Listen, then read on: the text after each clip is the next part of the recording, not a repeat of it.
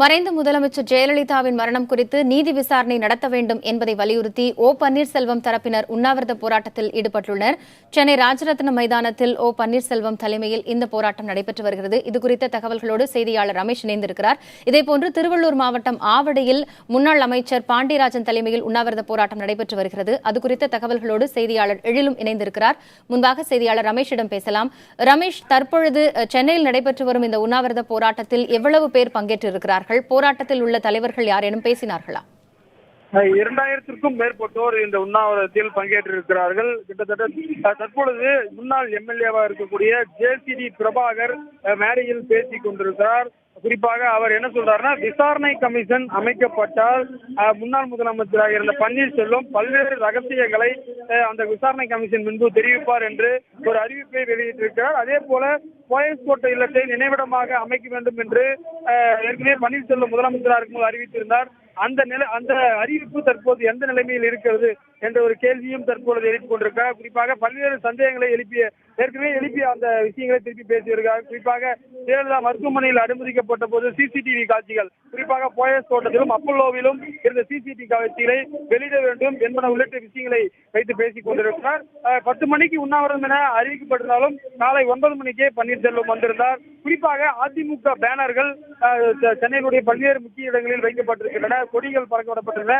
குறிப்பாக ஒரு ஆளும் அதிமுக அரசுக்கு எதிராக அந்த கட்சியை சேர்ந்தவர்களே, அந்த கட்சியில் இருக்கக்கூடிய எம்எல்ஏக்களே ஒரு மாநிலம் தழுவிய உண்ணாவிரதம் என்பது நடத்தப்பட்டிருக்கிறது. இது ஒரு பல ஆண்டுகளில் தமிழகத்தில் இல்லாத ஒரு நடைமுறை. ஏனென்றால் ஒரு ஆளும் அரசுக்கு எதிர்த்தாக மற்றொரு ஆளும் தரப்பில் இருக்குபவர்கள் உண்ணாவிரதமோ போராட்டமோ நடத்த மாட்டார்கள். அந்த அடிப்படையில் தற்பொழுது கோட்டையில் அதிமுக ஆட்சி இருந்தாலும் கோட்டைக்கு செல்லக்கூடிய வாயில்கள் முழுவதும் அந்த ஆட்சி நடத்துபவர்களுக்கு எதிரான பேனர்களும் கட்சி சின்னங்களும் வரையப்பட்டிருக்கின்றன. குறிப்பாக ஜெயலலிதாவுடைய பாடலும் அவர் பன்னீர்செல்வம் குறித்து ஏற்கனவே பேசிய பேச்சுகளும் இங்கு ஒளிபரப்பப்படுகின்றன. குறிப்பாக ஜெயலலிதா மரத்தில் உள்ள சந்தேகங்கள் குறித்த பேனர்கள் இந்த எக்மூர் ராஜரத்னம் ஸ்டேடியம் இருக்கக்கூடிய பல்வேறு பகுதிகள் வைக்கப்பட்டிருக்கின்றன. அதை தாண்டி திரைத்துறையை சார்ந்த மனோபாலா, இயக்குநரும் நடிகருமான மனோபாலா உள்ளிட்ட பல்வேறு பிரபலங்களும் இந்த உண்ணாவிரதத்துக்கு ஆதரவு தெரிவித்து வருகிறார்கள். சென்னையை பொறுத்தவரை பன்னீர்செல்வம், மதுசூதனன் உள்ளிட்ட முக்கிய நிர்வாகிகள் பங்கேற்றிருக்கிறார்கள். முன்னாள் எம்எல்ஏக்கள் தமிழ்நாடு, பாண்டிச்சேரி சேர்த்து 36 இடங்களில் பல்வேறு எம்எல்ஏக்கள், ஓபிஎஸ் தரப்பில் இருக்கக்கூடிய எம்பிக்கள், எம்எல்ஏக்கள், மாநிலம் தழுவிய பல்வேறு பகுதிகள், குறிப்பாக நெல்லை பகுதிகளில் மனோஜ் பாண்டியன், அதே போல கோயம்புத்தூர் 3 எம்எல்ஏக்கள், செங்கல்பட்டில் ஒரு அதிமுக எம்பி மைத்ரேயன் உள்ளிட்ட பல்வேறு தரப்பிலும் இந்த உண்ணாவிரதத்தில் பங்கேற்றிருக்கிறார்கள். காயத்ரி, ரமேஷ், நீங்க இணைப்பில் இருங்க, நாம தொடர்ந்து பேசலாம். தமிழகம் முழுவதும் 36 இடங்களில் பன்னீர்செல்வம் அணியினர் உண்ணாவிரத போராட்டத்தை மேற்கொண்டிருக்கின்றனர். அந்த வகையில் தற்போது திருவள்ளூர் மாவட்டம் ஆவடியில் முன்னாள் அமைச்சர் பாண்டியராஜன் தலைமையில் உண்ணாவிரத போராட்டம் நடைபெற்று வருகிறது. கள தகவல்களை நமது செய்தியாளர் எழிலிடம் கேட்கலாம். எழில், முன்னாள் அமைச்சர் பாண்டியராஜன் தலைமையில் அங்க உண்ணாவிரத போராட்டம் நடைபெற்று வருது. அந்த நேரலை காட்சிகளை நம்ம பார்த்துட்டு இருக்கோம். எவ்வளவு பேர் இந்த போராட்டத்துல கலந்துகிட்டு இருக்கிறாங்க? இப்ப அந்த போராட்டத்துல யாராவது பேசுறாங்களா? அவங்களுடைய கருத்துக்கள் என்னவா இருக்கு?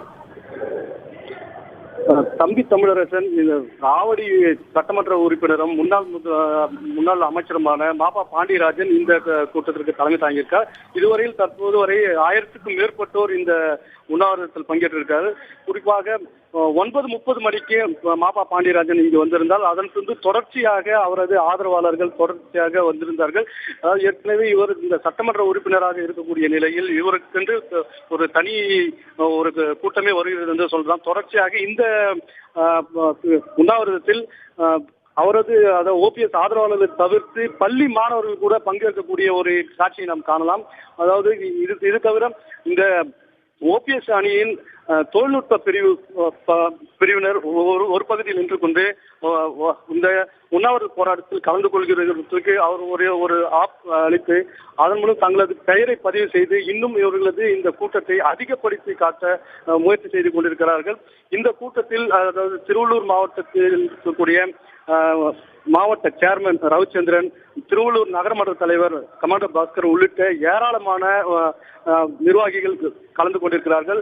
தொடர்ந்து இந்த இதில் குறிப்பாக ஜெயலலிதாவின் மரணத்தில் நீதி விசாரணை வேண்டும், சிபிஐ விசாரணை வேண்டும் என்ற ஒரு கருத்தை வலியுறுத்தி தான் இந்த உண்ணாவிரத போராட்டம் நடந்து வருகிறது. அதாவது மாபா பாண்டியராஜனை பொறுத்தவரையில் ஏற்கனவே அப்போலோ மருத்துவமனை அறிக்கை வேறு ஒன்றாக இருக்கிறது, எய்ம்ஸ் மருத்துவமனை வேறு ஒன்றாக இருக்கிறது என்ற நிலையில் இது மாறுபட்ட இந்த இரண்டு அறிக்கைகளும் மாறுபட்ட கருத்தை கொண்டிருக்கிறது. அதில் முரண்பட்டு இருக்கிறது. அதிலும் விசாரணை தேவை என்ற கருத்தையும் அவர் வலியுறுத்தி வருகிறார். தமிழகம் முழுவதும் ஓ பன்னீர்செல்வம் அணியினர் உண்ணாவிரத போராட்டத்தில் ஈடுபட்டு வருகிறார்கள். இதுகுறித்த கள தகவல்களை சென்னையிலிருந்து செய்தியாளர் ரமேஷும், திருவள்ளூர் மாவட்டம் ஆவடியிலிருந்து செய்தியாளர் எழிலும் வழங்கினீர்கள். செய்திகளை வழங்கியமைக்கு நன்றி.